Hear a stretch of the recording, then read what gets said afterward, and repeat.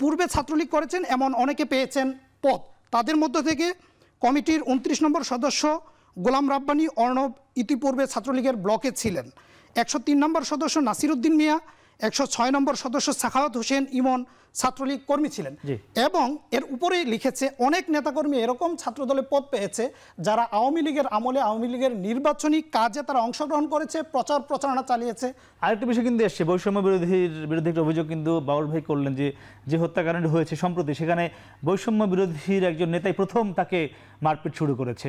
আমি এটা দায়িত্ব নিয়ে বলছি আপনাকে, শামীম মোল্লাকে প্রথম প্রান্তিক গেটে ধরা হয়েছে বৈষম্য বিরোধী আন্দোলনের সমন্বয়ক লাবিবের নেতৃত্বে ধরেছে একজন, ঠিক আছে। পরবর্তীতে ছাত্রদল এই দায় স্বীকার করছে কিনা যে পরবর্তীতে 5 জন পিটিয়ে হত্যা করেছে? ছাত্রদল কেন দায় স্বীকার করবে? ওইখানে যখন একজন আসামিকে প্রক্টর অফিসে নিয়ে যাওয়া হয়, যখন প্রক্টর অফিসের মধ্যে তাকে হামলা করা হয়, তাহলে এই দায় তো ছাত্রদল নেবে না, এই দায় নিবে হচ্ছে বিশ্ববিদ্যালয় প্রশাসন।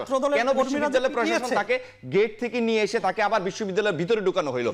তখন একটা মব জাস্টিস চলতেছিল, আপনাকে বুঝতে হবে। 5 তারিখ পরবর্তী সময় কিন্তু সাধারণ শিক্ষার্থীদের উপর বলেন, মানে ছাত্রলীগের উপরে, আওয়ামী লীগের উপরে কিন্তু সাধারণ শিক্ষার্থী, সাধারণ মানুষের কিন্তু এটা প্রচন্ড ক্ষোভের জায়গা, আক্রোশের জায়গা তৈরি হয়েছে। আর শামীম মোল্লা ছিল হচ্ছে ওই এলাকার, আপনি যদি বলেন ওকে, ও নিজেকে মানে অঘোষিত ডন হিসাবে দাবি করত।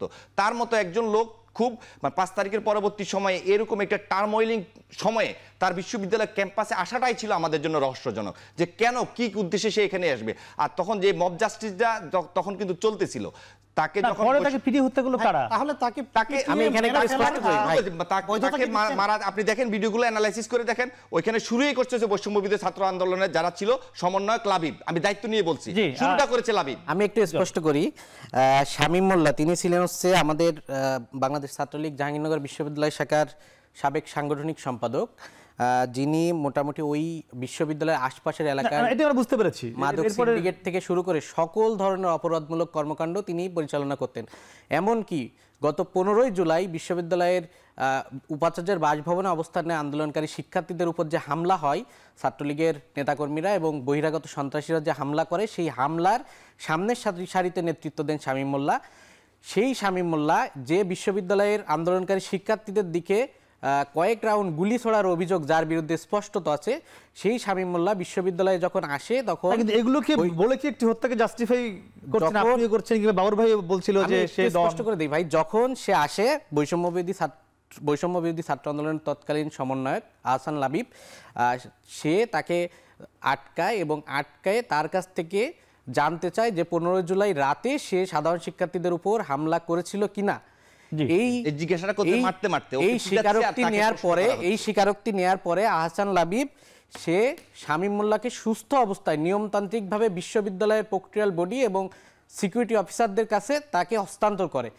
নিয়ম অনুযায়ী বিশ্ববিদ্যালয়ের প্রক্রিয়াল বডি তার পরবর্তী কার্যক্রম সম্পন্ন করে তাকে পুলিশে দিবেন, কি করবেন সেটা প্রক্রিয়াল বডি দেখবেন। কিন্তু আমরা যেটা দেখেছি, তাকে যখন বিশ্ববিদ্যালয়ের প্রক্টর অফিসে নিয়ে আসা হয় তখন ছাত্র দলের নেতাকর্মীরা আমাদের যে নিরাপত্তা শাখা আছে সেই নিরাপত্তা শাখার গেট ভেঙে ভিতরে ঢোকে হত্যার উদ্দেশ্যে তাকে গণপিটুনি।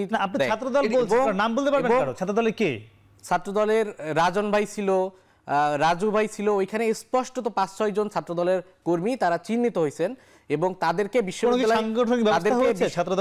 আমাদের তখন কমিটি ছিল না, কারো কোনো পদ পদবি ছিল না তখন, যেহেতু জাহাঙ্গীরনগরের সাংগঠনিক কাঠামো ছিল না, এই জন্য আমাদের কোনো তাদেরকে বিশ্ববিদ্যালয় থেকে বহিষ্কার করা হয়েছে এবং রাষ্ট্রীয় আইনে মামলা করা হয়েছে। যাদের ছাত্রত্ব ছিল না তাদের সংশ্লিষ্টতার বিষয়টা মানে অকাট্যভাবে কেউ প্রমাণ করতে পারে না। এখানে ভিডিওতে যখন একটা মব জাস্টিস হচ্ছে তখন এখানে সাধারণ শিক্ষার্থীরা ছিল, ছাত্রদলের নেতাকর্মীরা ছিল, অনেক শ্রেণী পেশার সাংবাদিকরা ছিল, বৈষম্য বিরোধী আন্দোলনের ছাত্র সমন্বয়করা ছিল।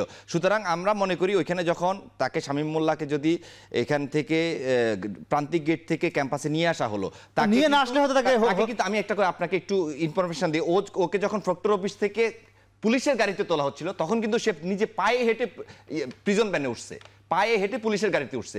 সে যে ক্যাম্পাসে মারা গেছে বিষয়টা কিন্তু এরকম না। তাকে যখন হসপিটালে নেওয়া যাওয়া হয় তার পরবর্তী সময় আধা ঘন্টার ব্যবধানে তার মৃত্যুর সংবাদটি আমরা পাই। আচ্ছা, একটা মুহিবুর আমরা এই বিষয়টি শুনছিলাম, এই যে ছাত্রদল বা ছাত্র ইউনিয়ন কয়েকটি সামাজিক সাংস্কৃতিক সংগঠনের বলছিল যে সংস্কার হোক বা গঠনতন্ত্র আগে ঠিকঠাক হোক, এরপরে ছাত্র শিবির যদি জাকসুতে অংশ নিক, কিন্তু আগে এগুলো হতে হবে।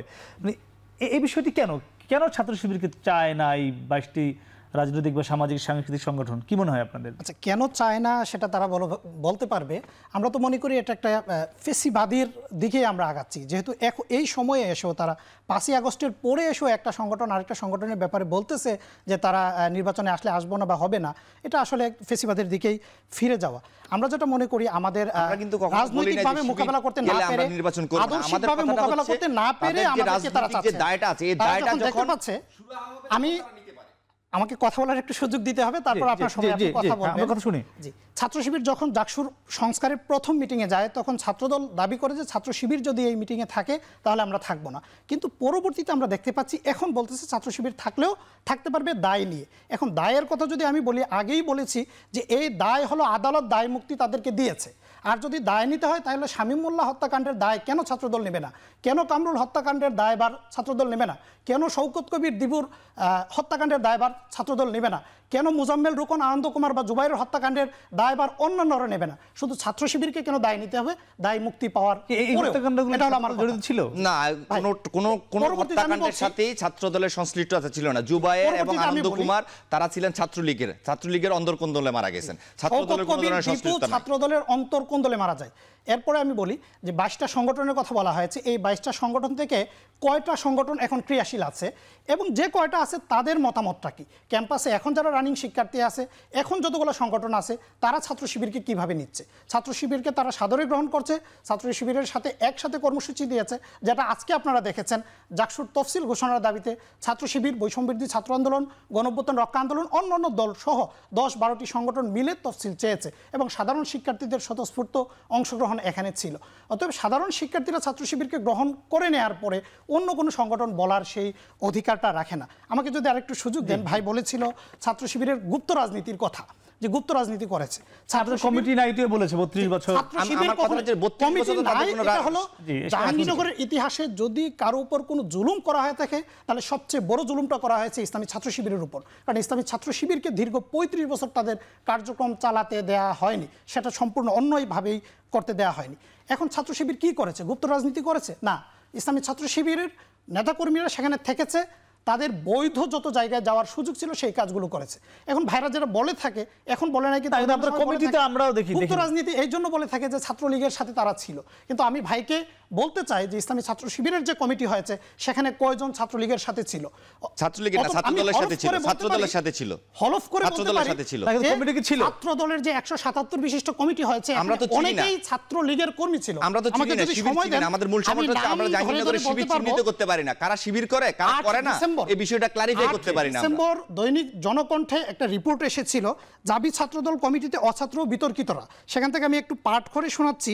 এখানে বলছে যে পূর্বে ছাত্রলীগ করেছেন এমন অনেকে পেয়েছেন পদ, তাদের মধ্য থেকে কমিটির 29 নম্বর সদস্য গোলাম রাব্বানী অর্ণব ইতিপূর্বে ছাত্রলীগের ব্লকে ছিলেন। 103 নম্বর সদস্য নাসিরউদ্দিন মিয়া, 106 নম্বর সদস্য সাখাওয়াত হোসেন ইমন ছাত্রলীগ কর্মী ছিলেন। এবং এর উপরেই লিখেছে অনেক নেতাকর্মী এরকম ছাত্রদলে পদ পেয়েছে যারা আওয়ামী লীগের আমলে আওয়ামী লীগের নির্বাচনী কাজে তারা অংশগ্রহণ করেছে, প্রচার প্রচারণা চালিয়েছে, তারাও পদ পেয়েছে। শুধু এটাই নয়, একজন ছাত্রলীগ কর্মী ছাত্রলীগের তোষামতি করতে গিয়ে খালেদা জিয়াকে ডাকাতনি বলেও আখ্যা দিয়েছিলেন, সেও এখানে পদ পেয়েছে। গুপ্ত রাজনীতি যদি বলে থাকি তাহলে ছাত্র দল করেছে না শিবির করেছে, এটা আমরা একটা কথা বলি। আমরা এই ফেসিবাদ বিরোধী গত 17 বছরে আমাদের উপর জাহাঙ্গীরনগর বিশ্ববিদ্যালয়ে ছাত্রদলের উপর ছাত্রলীগ যে মানে অত্যাচার জুলুম করেছে, তার মধ্যে থেকেও আমরা হরতাল অবরোধগুলোতে 11 জন নিয়ে আমরা মিছিল করেছি। আমরা কখনো গুপ্ত রাজনীতি করিনি। যদি 9 জন 11 জন 12 জন নিয়ে মিছিল করেছি, আমরা কখনো গুপ্ত রাজনীতি করিনি। অবশ্যই না, মিছিল করেছেন, আমরাও দেখেছি। আমার কথা হলো ভাই, একটু আমার কথা হলো যদি 9, 10 জন 11, 12 জন নিয়ে মিছিল করে থাকে, এখন 177 জনের বাকিরা কোথায় ছিল? তারা কোন রাজনীতি? আচ্ছা, আমরা আপনার প্রশ্নের উত্তর নিব।